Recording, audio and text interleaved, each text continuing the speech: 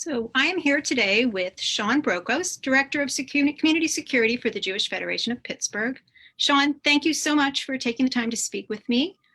For those of us who aren't familiar with you and your role, could you tell us a little bit about your background and what brought you to the Pittsburgh Federation? Yes, and thank you very much, Leslie, for having me here today. So I have been with the Jewish Federation since January of 2020. I replaced Brad Orsini, who I know most of you have met or have worked with before. I retired in December of 2019 after 24 years in federal law enforcement. I went to Quantico as a brand new FBI agent in 1996 after a start of a career in banking. I worked in commercial lending and had a major in finance from Washington and Lee University. So got into banking, spent several years there, was not for me. There was a local FBI office. I was living in El Paso, Texas at the time. I went down, applied, and before I knew it, I was at Quantico training. At that time, it was only 4 months of training. This is pre 9/11. And I got sent to the Newark, New Jersey field office, where I spent the first 18 years of my career. Newark, as you can imagine, full of crime, lots of great work there, lots to do, and not far from home for me. I'm originally from Philadelphia. So I spent the bulk of my career there, and having a background in finance and accounting, I worked primarily public corruption, white collar crime, so bribes, payoffs, kickbacks to political officials, a la The Sopranos type of work. It was fascinating. It was fun. I shifted gears and then began working violent crimes.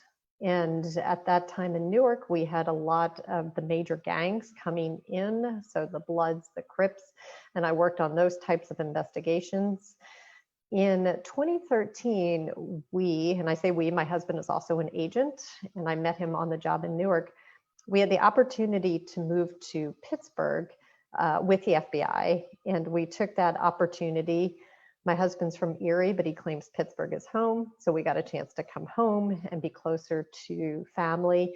And so we've been in Pittsburgh since that time.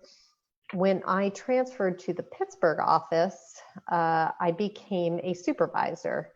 So instead of a street agent working on a squad, I ended up supervising a squad of 12 people initially. It was a financial crime squad.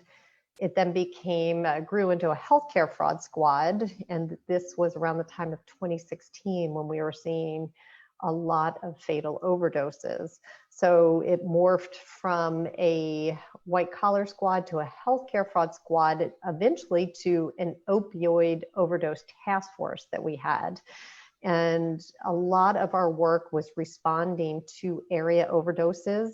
At this time, 2016, 2017, Allegheny County was second only in the nation to New York, New York City for fatal, well, New York County, but for fatal overdoses related to opioids and largely fentanyl related deaths. So we set up this task force, responded to overdoses with the hope of finding the source of supply so we could eradicate that supply, get it off the street to prevent further deaths. We also began an education program and became very proactive with educating people against on the deadly effects of opioids and fentanyl-laced heroin, cocaine. And in 2018, I had the opportunity to move to a white collar public corruption and civil rights squad.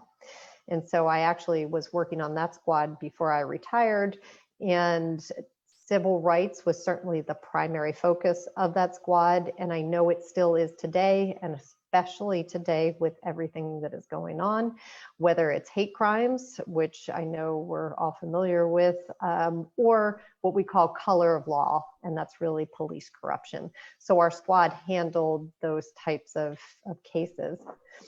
The other, I wore two other hats while I was in these positions. I am also a certified bureau crisis negotiator.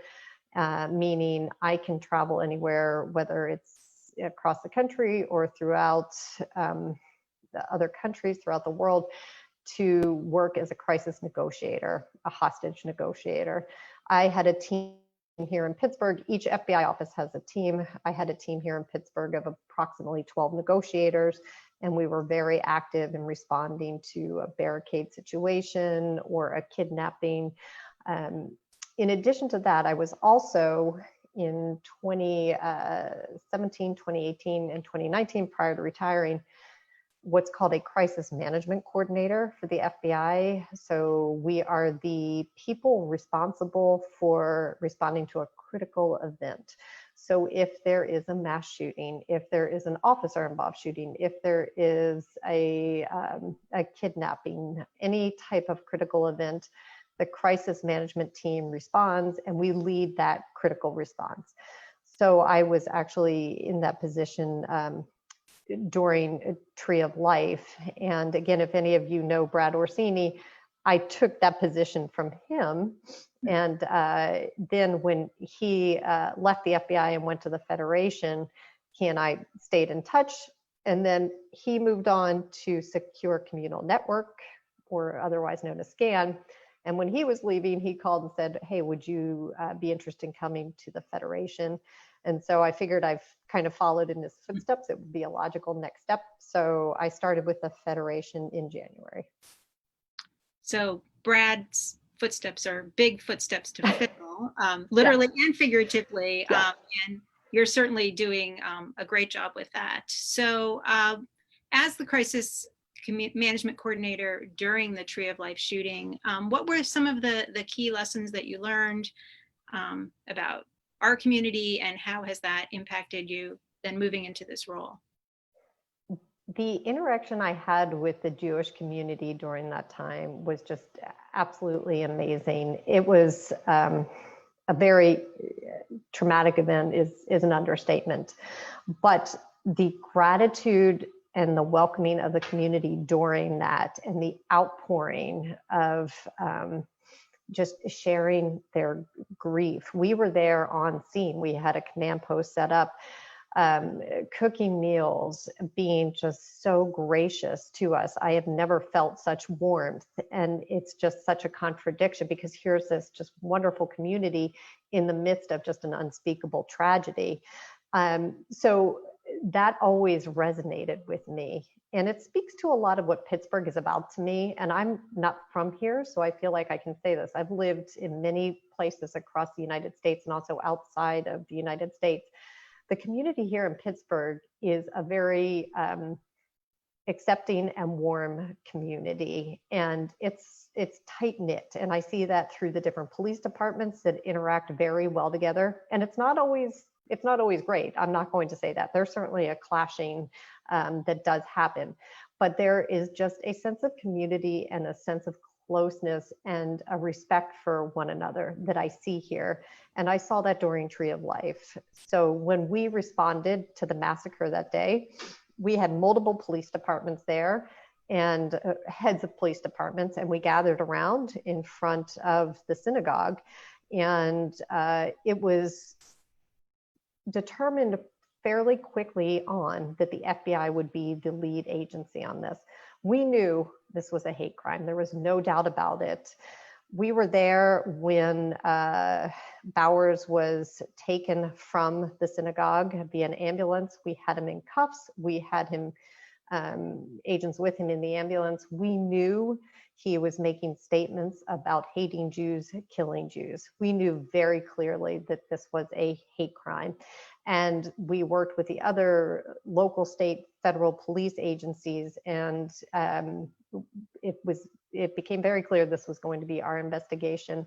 And so we charged it that day. We charged Bowers with federal charges, and then we superseded the indictment, and then we charged him via complaint. We indicted him several days later.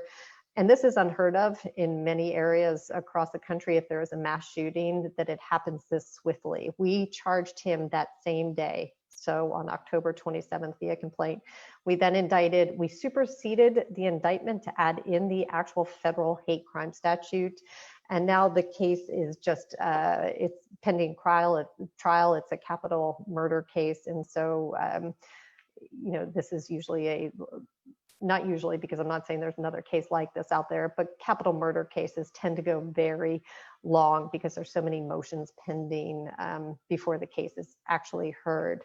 So what I really learned outside of the warmth of the community and the spirit of the community and the resiliency was the importance of relationships.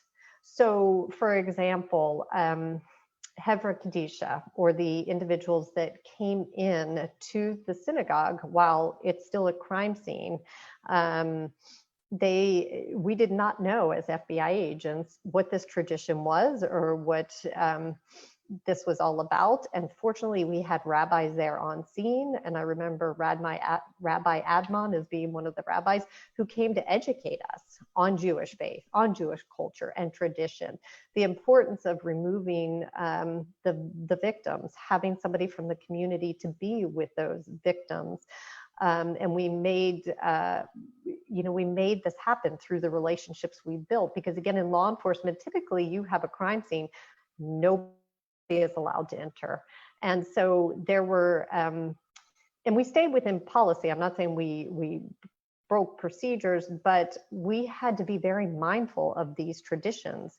And, even with the burial, if there was anything discarded with blood or any type of remains, and I apologize if I'm being gruesome, but this is a lesson we learned there, that that would get buried with the victim. So this is very important for us because we were not aware of these traditions, this culture. And what we saw after that is we need to know these things as FBI agents.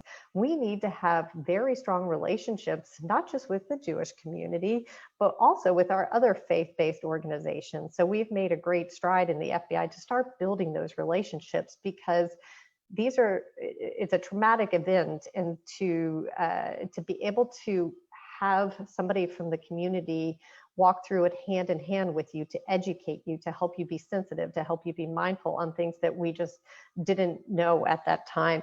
So it's certainly the importance of relationships and becoming, working closely with the police and other members of the community so that we are as respectful as we can be.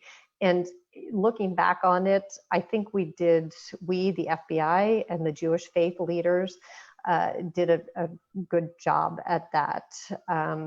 Again, despite all the heartache and the trauma, we were able to bridge that gap and learn and grow together. And that's probably one of the biggest takeaways I have from that tragic event, but it's also very encouraging and gave me great optimism. And so that is, another reason why I wanted to work with the Jewish community, because of that experience. Sure. Yeah, it's, and it was certainly I don't want to say transformative because that's too positive of a word, but it's just such an impactful time for all of us. And I know that I had the opportunity afterwards to be in many, many sessions with the FBI and other faith leaders. And it was really encouraging to see that coming together and working together for the common goal of making all of us safer.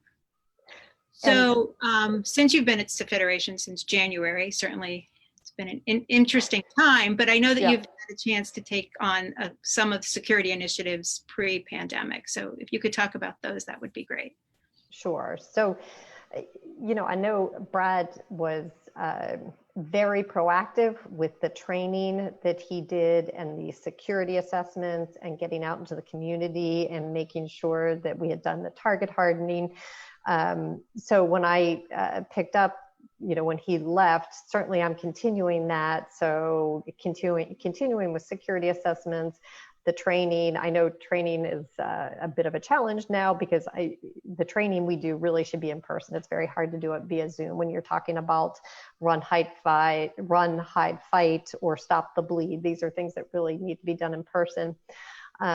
So the training, the security assessments, I'm hoping that's been seamless since he's left, although again, we've had a bit of a pause button because of COVID.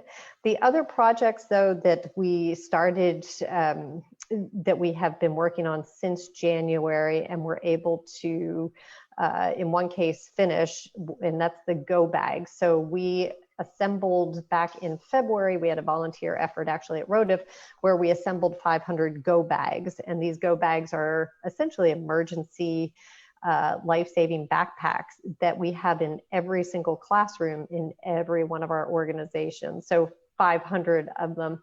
They contain first aid kits, trauma kits, hammer if you need to break a window, use it as any type of weapon. We have flashlights, cell phone chargers, items you may need if you are sheltering in place. So we have those put together and have been able to get those out to everybody in the community. We did have a PowerPoint to go along with it so we could educate folks on exactly what's in the bags in lieu of being able to get out to each organization and train on them. I'm hoping we're able to start doing that soon as some of our organizations start to reopen and some of the staff starts coming back.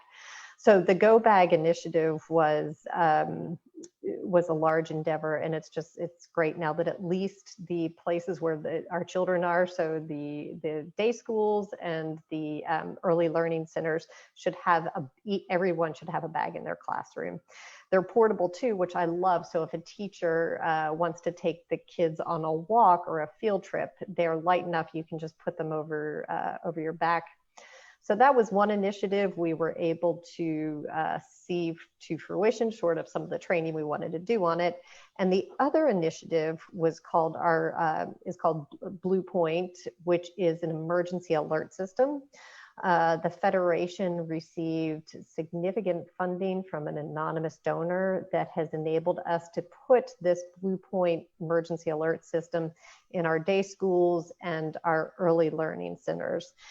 And the reason we wanted to do this was we saw, and I saw this from an FBI perspective, and it really hit home after I started working at the Federation. In an active shooter situation, it is so critical that law enforcement responds immediately. That is first and foremost. But what is also critical is that people know what to do. So we knew we had a police response and everybody rushed to Tree of Life, but then we had people in the community that did not know what was going on. We weren't able to notify them that, the shooter was in custody, for example. There were no additional shooters. We need a way to communicate out what is really happening. So Blue Point gives us that option. So if there is an emergency situation, let's say in Beth Samuel and Ambridge, our folks in the community are all going to be on that Blue Point emergency notification system, so they will know what's happening. And then I will be able to provide updates that I get from law enforcement as time goes on. So whether you're sheltering in place, or is it clear to, if you're at a certain location, are you okay to leave and return to your home? So it's really designed, again, for emergency response.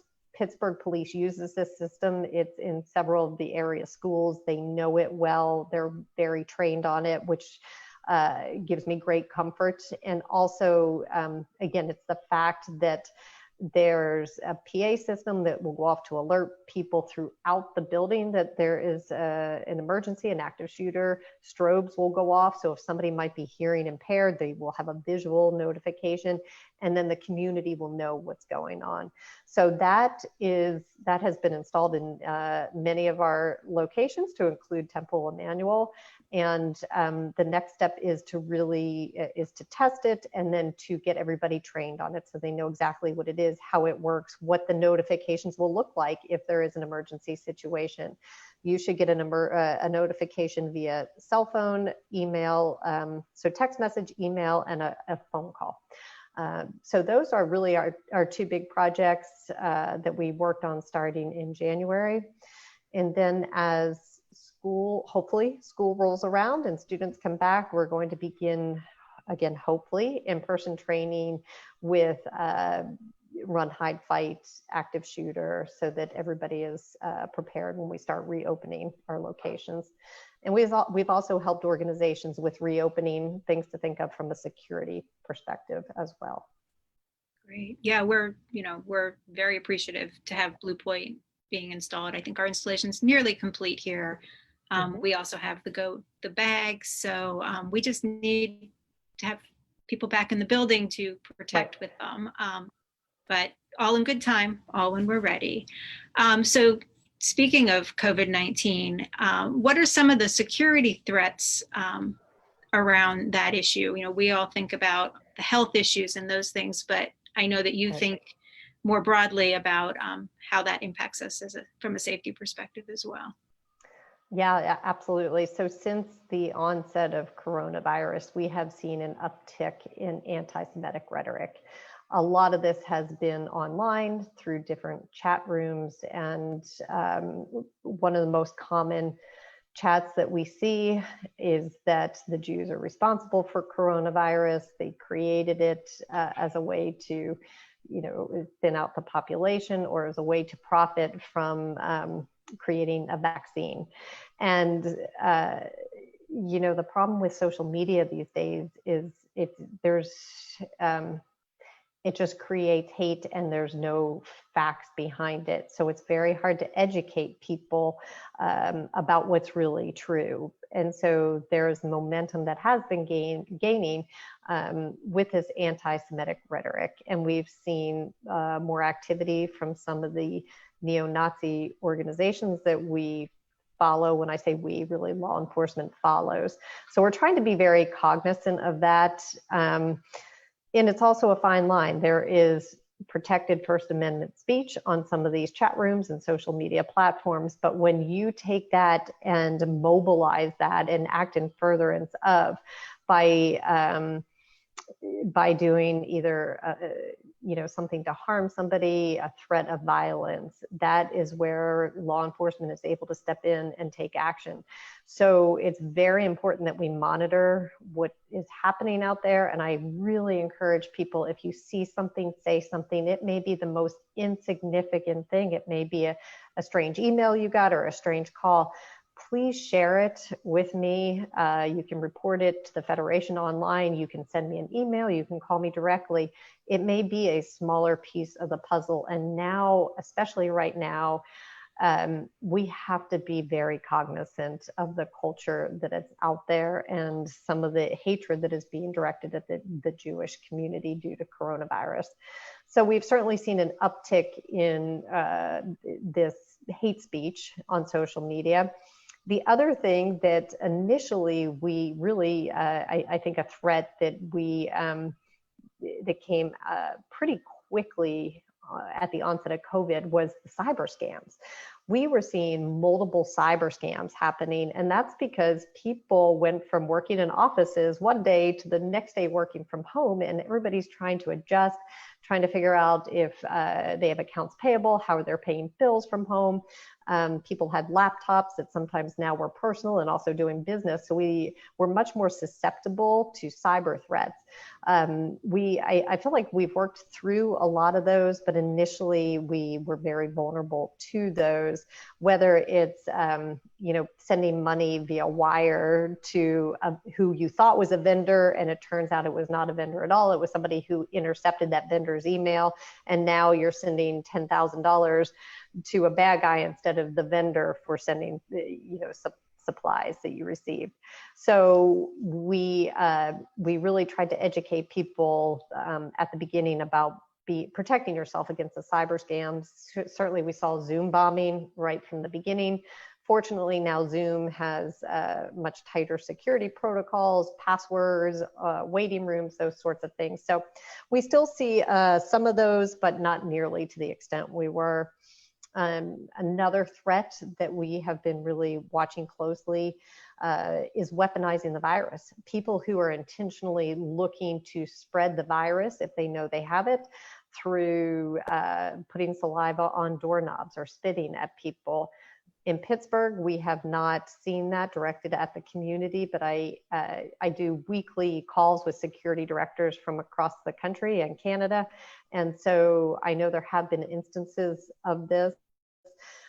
So as organizations reopen, it's very, very important to be cognizant of this, know who's coming into your organization, and try and protect yourself against that threat.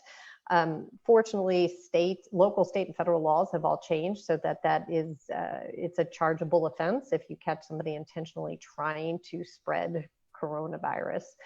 And then we've seen just physical threats. Again, not in Pittsburgh, but since we had a large-scale threat in March, one in April, and one in May.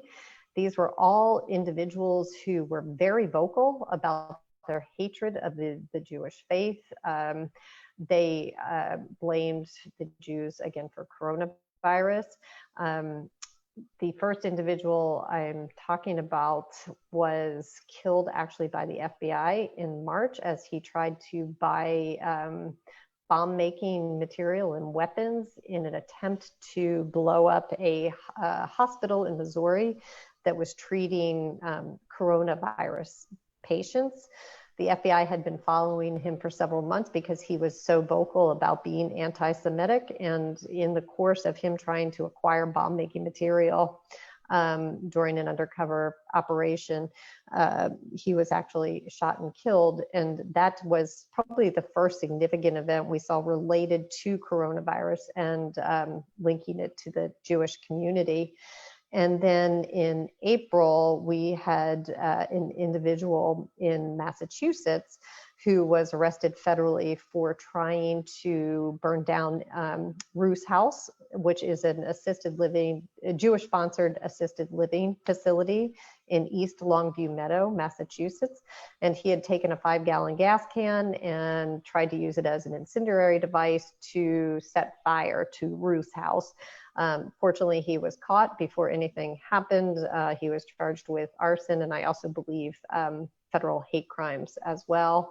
And then just recently in May, we had 2 individuals arrested in New York for illegally purchasing firearms and stockpiling firearms with the notion to do harm to the Jewish community. I know the investigation revealed that these individuals had several photographs of Jewish facilities on their computers. So I'm implying they were looking to do harm to the community, but it certainly seems that that was their path. So we've seen, throughout the country instances like this. So we're trying to be very mindful too of people on social media who may be mobilizing to do harm. So I work very closely with the intelligence community. The Jewish community has a very good intelligence sharing platform. I get information, fortunately, from citizens a lot. I pass that on to the FBI and also the Anti-Defamation League. We work very closely with them and other organizations to really vet out this information and to be mindful of those who are really looking to mobilize and to do harm. So those are the primary threats we're seeing. And now the community, now throughout the country, it is an even more volatile time. So like I said, we're just trying to monitor the hate speech and the rhetoric that is out there now, so we can be proactive in a response instead of trying to be reactive. So I just want to say then on behalf of Temple Emmanuel and the entire Jewish Pittsburgh community, thank you. We're very lucky to have you working with us, keeping us safe and hopefully thwarting any of those things from impacting our community again. And I just also want to thank you for taking the time today to share this information with us. As you said, I think it's really important for people to know if they see something to say something, and how to do that. We're all working together here for this. But again, thank you so much for your time, and we look forward to staying safe together with you. Thank you, Leslie. I really appreciate the invitation. Thank you. Take care.